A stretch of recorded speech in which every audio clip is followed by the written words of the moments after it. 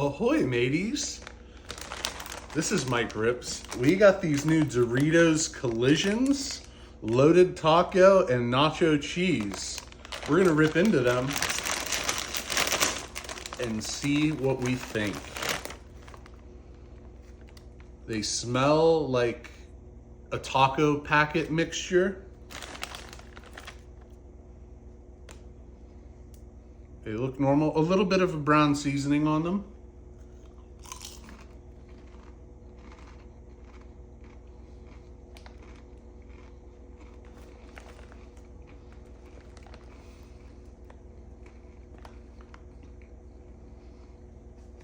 Camera mommy, you know that taco salad that you make?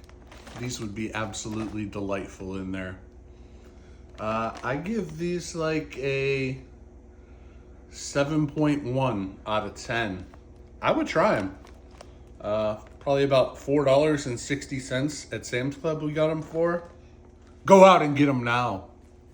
Like, comment, subscribe, and watch more videos.